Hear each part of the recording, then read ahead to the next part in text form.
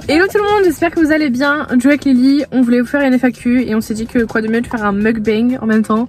Du coup on va manger McDo en même temps et répondre à vos questions. Où est-ce que vous êtes aux États-Unis? Du coup vas-y, je te laisse répondre. Du coup on est dans le Maine, dans le nord-est, vers... La plus grande ville c'est Bangor. Comment genre se passe la vie avec nos familles d'accueil? Qu'est-ce qui s'est passé avec nos familles d'accueil depuis le début, etc. Du coup j'ai eu mon placement moi 2 jours avant que je parte, donc le 26 août. Et du coup je suis tombée chez une femme avec sa fille, sauf que ça se passait pas du tout bien. Du coup grâce à sa mère d'accueil, j'ai pu changer de famille parce que du coup je suis chez ma coach de cheer qui est aussi une amie de sa mère d'accueil. Ouais. Et du coup maintenant ça se passe beaucoup mieux et je suis trop contente. Ouais. D'ailleurs aux US ils n'ont pas de sauce crème de luxe, c'est genre sauce ranch qui se rapproche le plus de la crème de luxe. C'est pas mauvais mais c'est pas pareil. Et les nuggets sont trop différents, vraiment. Et les nuggets français sont meilleurs. Ouais, carrément. Ensuite pour ma part, du coup je suis arrivée dans une famille d'accueil super sereine dès le début. Je suis arrivée avec 2 petits frères d'accueil, enfin un petit frère et une petite soeur d'accueil. Et mon père d'accueil et ma mère d'accueil. Ça a super bien fonctionné. Ça fonctionne toujours bien à l'heure actuelle. Donc personnellement j'ai aucun souci. Du coup pour moi la famille d'accueil ça va nickel. Oui, du coup moi maintenant je suis chez une mère d'accueil, un père d'accueil. Et ma mère d'accueil est enceinte. J'ai un chien et 2 frères d'accueil. Ensuite il y a quelqu'un qui nous a demandé comment on faisait pour l'argent de poche. Du coup pour ma part avec ma mère on a pris Fortuneo. Donc en gros c'est une banque en ligne, par contre elles font pas les mineurs, donc ça veut dire que le compte de ma carte est au nom de ma mère.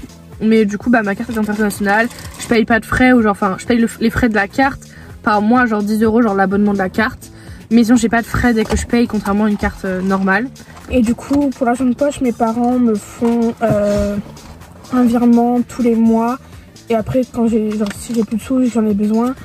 Et je leur demande et ils me font. Ah oui, ISPA, notre organisme, il conseille que genre on nous envoie 250 € par mois d'argent de poche.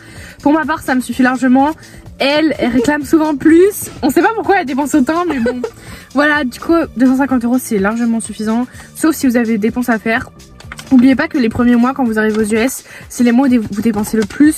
Parce que vous allez acheter un équipement sportif, il va y avoir des trucs scolaires à payer, etc.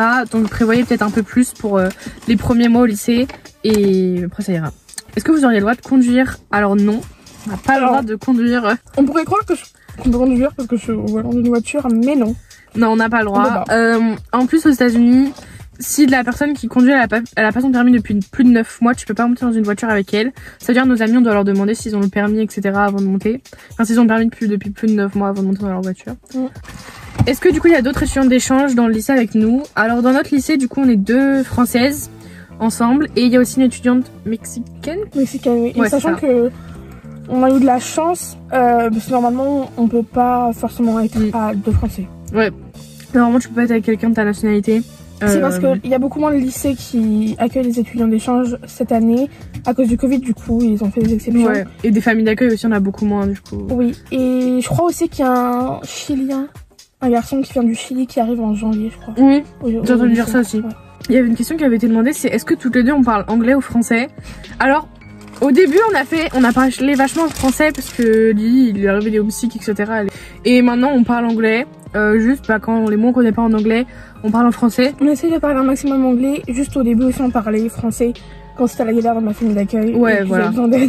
Ouais, vraiment, genre quand elle avait des gros soucis, on parlait qu'en français, mais maintenant on parle en anglais. Le niveau d'anglais arrivé aux États-Unis, ouais. Du coup, il y a plusieurs niveaux et moi je crois que je suis B1. Bah moi en vrai je suis arrivée ici, j'étais grave craintive de l'anglais parce que pour ma part j'ai fait le test d'anglais pour partir aux US il y a super longtemps vu que je devais partir l'année dernière. Et du coup je l'ai fait il y a genre 2 ou 3 ans le test d'anglais. Enfin 2 ans je crois. Et du coup j'étais grave inquiète à propos de ça. Mais en fait je suis arrivée, j'ai eu aucun problème avec l'anglais, j'ai jamais eu aucun problème pour m'exprimer ou pour comprendre ce que les gens ils disent. Je crois que je suis arrivée aux US avec un niveau B1, B2. Et voilà, j'ai jamais eu aucun problème pour comprendre, j'en ai toujours aucun et voilà. Juste maintenant je fais moins de fautes quand je parle, voilà. Comment vous vous sentiez par rapport à l'anglais? Bah du coup quand je suis arrivée, moi j'avais aucune crainte à parler anglais. J'avais juste, genre j'avais peur qu'on me comprenne pas. J'avais pas peur de pas comprendre, j'avais peur que moi je m'exprime pas assez bien.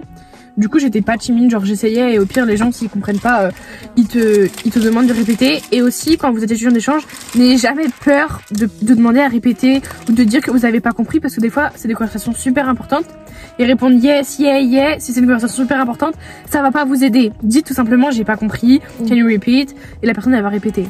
Au début j'apprenais un peu aussi, mais du coup là j'arrive à parler avec tout le monde et je comprends et voilà. Elle est énorme ma frite. Comment vous avez vécu l'éloignement avec votre famille? Est-ce que vous avez peur du manque? Alors pour ma part, je suis pas très proche de ma famille, donc le manque, j'ai pas de manque. Mes parents, ma famille me manquent pas parce que je suis pas proche d'eux. Mais autant mes amis, des fois ça me fait bizarre de me dire que je peux pas les appeler pour faire quelque chose, pas sortir, etc. Mais autant, franchement, j'ai pas de manque. Je me sens super bien ici. J'ai fait aucun homesick.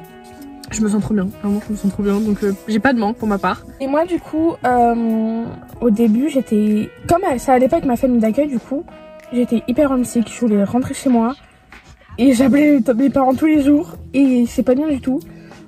Mais depuis que j'ai changé de famille tout va bien. J'ai juste mes amis qui me manquent, surtout que je suis très proche de ma famille de base. Donc ma famille me manque un peu aussi, surtout ma mère. Du coup, depuis que je suis heureuse dans ma famille d'accueil, j'y pense plus et voilà. Est-ce que vous appréhendez les fêtes avec vos familles d'accueil? Du coup, pour ma part, j'appréhende pas du tout parce que je suis pas très fête en France. Enfin, genre je fais Noël, etc. Mais je suis jamais fait Noël en gros comité, etc. Donc ça va être un peu la première fois que j'ai vraiment genre le mood de Noël, etc.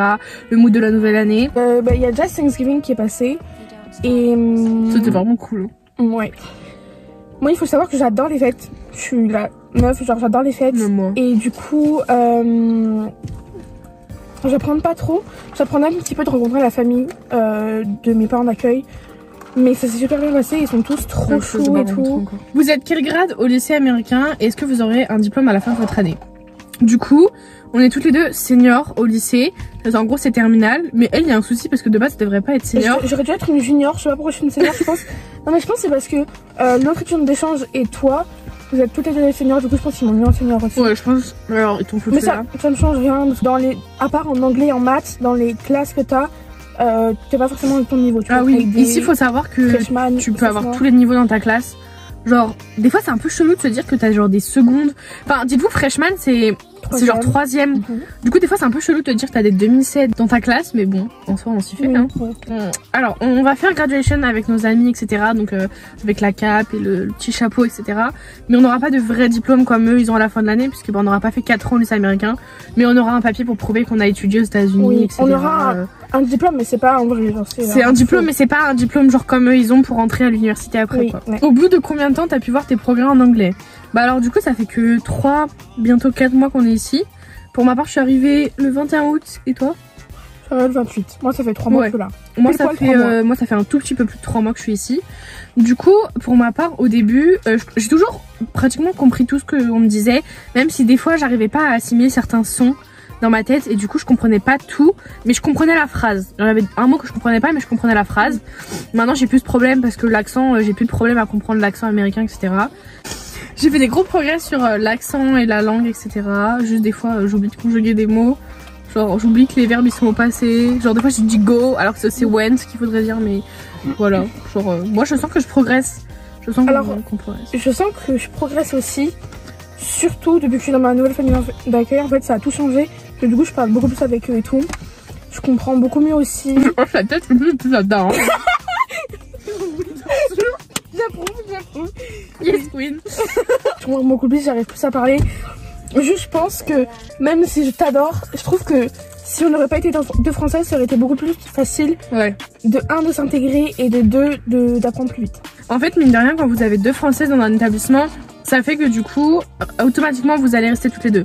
Même si vous allez parler en anglais qu'ensemble, automatiquement, ça vous fait un repère parce que aussi, c'est un étudiant d'échange. Ça arrive souvent aussi, même quand il y a un autre étudiant d'échange d'une autre nationalité.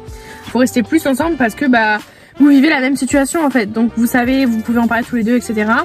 Et du coup, c'est plus facile. Mais du coup, les gens, ils vont pas forcément venir vous voir si vous n'êtes pas toute seule. Genre, si t'as quelqu'un avec qui manger, quelqu'un avec qui traîner, etc. Les gens, ils vont moins venir te voir pour te tchatcher. Et du coup forcément au début on a eu un peu plus de mal à se faire des amis. Après on est rentré dans une équipe et maintenant ça roule. Si vous voulez plus vite vous intégrer, je vous conseille vraiment de rentrer dans une équipe parce que je pense que si on ne serait pas rentré dans l'équipe de cheerleading, on n'aurait pas d'amis. Et n'ayez pas peur de parler. Genre personne va vous dire j'ai pas envie de te parler. Genre personne.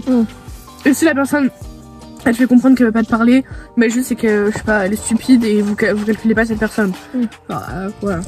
Quelle est la relation prof et élève ici? Alors ici les profs ils sont archi gentils, archi souriants, archi drôles. Il y a pas cette distance qu'il y a en France. Genre ici les profs ils rigolent avec toi, ils te font des blabounettes, ils t'appellent par ton surnom. Genre personne te prend la tête, etc. Déjà ici faut savoir, ils rotent en pleine classe. Oui. Mais pas des petits rots en mode juste un petit rot. C'est des gros tremblements. C'est des trucs, ça te réveille une maison. J'étais choquée. En France, tu fais ça, tu te fais exclure, c'est sûr. Mais ici, vraiment, ils s'en tapent complet. C'est choquant un peu. Hein. Oui. Genre ici, tu subis moins les cours. Genre en France, tu subis grave les cours au lycée. Alors que ici, t'es plus contente d'aller au lycée parce que tu sais que ta journée, elle sera plus courte, plus fun, plus ludique. Du coup, voilà. Mais surtout que pour les devoirs à rendre, ils sont chill de ouf. Oui, genre si tu le rends pas à temps, ils vont pas t'engueuler, ils vont juste te dire bah il faut que tu le rendes rapidement. Quoi. Ouais. Alors qu'en France, tu fais ça, t'as un 0. J'ai pris comme cours. Du coup, on a beaucoup de cours ensemble. Pour ma part, j'ai pris US History, publication. En gros, on travaille sur le yearbook. Ensuite, j'ai Study Hall, mais en gros, Study Hall, c'est juste permanent, genre tu travailles. Ensuite, j'ai US History Through Film. En gros, c'est histoire introduite par des films. Après, j'ai anglais et mathématiques, intro aux statistiques. Ouais, du coup, j'ai photographie. J'ai 2 Study Hall. J'ai le même cours de US History avec les films, anglais et maths, en même temps qu'elle. Donc j'ai aussi maths, les statistiques. Bon, on a eu un petit problème technique, mais c'est réparé. Comment se passe l'intégration? Est-ce que c'est difficile de s'intégrer? Du coup, l'intégration, c'est beaucoup plus compliqué, comme on avait dit plus tôt dans la vidéo, parce qu'on est 2 Françaises ensemble. Et surtout qu'à cause du Covid, on mange pas le lunch à la cafétéria ou quoi, on mange dans nos classes. C'est vrai. Mais ça, c'est propre à notre lycée. Oui, je sais pas si c'est pareil partout. Si on fait pas de sport, je pense qu'on n'aurait pas eu d'amis. Du coup, je vous conseille vraiment de faire un sport ou de rentrer dans la bande ou un truc du genre. Ou faire un club. Je sais qu'il y a des clubs. Oui. Lorsque vous aimez pas le sport, il y a des clubs. Soyez avenants parce que les gens, j'ai l'impression que dans notre lycée, les gens, genre, ils sont pas. Ouais, dans un lycée, ils ont déjà eu des étudiants d'échange auparavant, donc en vrai. Ils en ont un peu rien à faire dans les étudiants d'échange parce que genre la fame dans les étudiants d'échange elle est déjà passée quand les gens sont venus avant, vous voyez. Du coup ils s'en foutent un peu. Soyez juste avenant avec les gens vu qu'ils ont pas forcément le déclic de venir vous parler en fait. Surtout qu'il y a beaucoup de gens qui savent pas qu'on est étudiant d'échange. Ouais, il y a pas mal de gens qui savent pas parce qu'en fait ils vous catégorisent comme un élève normal. Ils vont pas genre faire un truc en mode on a 2 étudiants d'échange dans la classe, faites attention, pas du tout. Si quand tu fais l'appel tu dis pas je suis étudiant d'échange, faites attention à mon accent ou par exemple je peux avoir des difficultés quand je vais parler, le prof il en a rien à faire.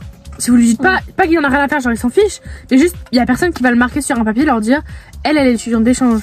Ensuite il y avait un truc que je voulais dire qui est propre à moi, mais je pense qu'il est pas que propre à moi. En gros pour ma part j'ai un prénom français super dur à prononcer pour les Américains. Du coup je vous conseille si vous avez un prénom dur à dire d'avoir un surnom. Pour ma part j'avais déjà un surnom, c'était Dory. Du coup ici ils m'appellent tous Dory parce que c'est tellement plus simple que mon prénom à moi. Du coup si vous avez des prénoms compliqués, genre choisissez-vous un surnom super simple pour les Américains. Et quelles sont les grosses différences entre le lycée français et le lycée américain? En fait il y a tout. En vrai il y a tout qui est différent ici.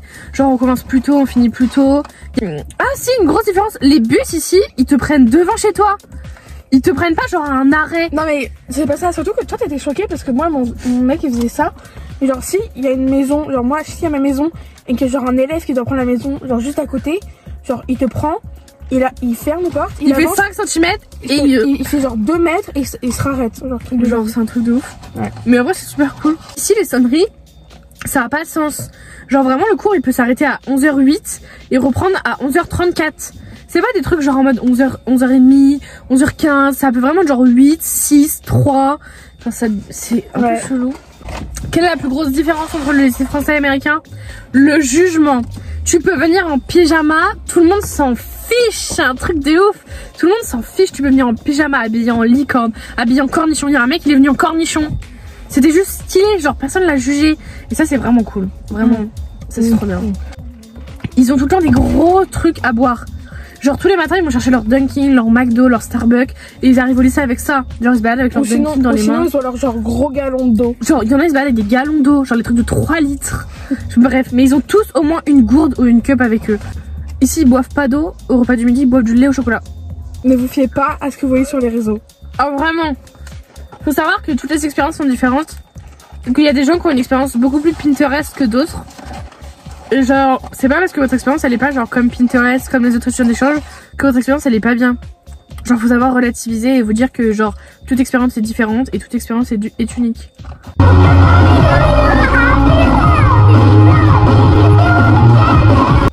D'ailleurs, en parlant des boissons, donc genre les boissons déjà au McDo comme ça, toutes les mêmes tailles, c'est le même prix. C'est genre 1 ou 2 $. Et voilà. Et genre au Dunkin' et tout, c'est pas cher. Genre c'est les vraies boissons, c'est pas des trucs en poudre comme en France. Oui. Comment vous faites pour le téléphone? Pour le téléphone, pour ma part, j'ai mon numéro américain et mon numéro français. Le numéro américain, je le génère par une application qui s'appelle Open Phone, que je paye tous les mois, environ 10 $ par mois. Et du coup, bah, j'ai un numéro, c'est un peu comme WhatsApp. Ça va pas vous créer un numéro genre comme une carte SIM, mais ça vous crée un truc comme WhatsApp, mais genre c'est votre numéro. Genre les messages arrivent sur votre numéro, personne paye quand vous appelle, etc. Mais vous avez besoin du Wi-Fi. Et pour toi? Alors, moi du coup j'ai encore mon numéro français. Et sinon je parle par WhatsApp ou par Messenger. Je sais qu'avec ma mère d'accueil je parle par Messenger. Du coup, j'espère que cette vidéo vous aura plu. On a essayé de répondre à vos questions au maximum. On a un peu divagué aussi, mais c'est pas très grave. Et voilà, sinon n'oubliez pas que toutes les expériences sont différentes. Tout ce que vous allez faire sera différent. C'est pas parce qu'on a fait des choses que vous allez les faire aussi. C'est pas parce que vous avez fait des choses qu'on va pas les faire. Ou inversement, bref, n'oubliez pas que toute expérience est différente. Et voilà, bye. Bisous. Bisous.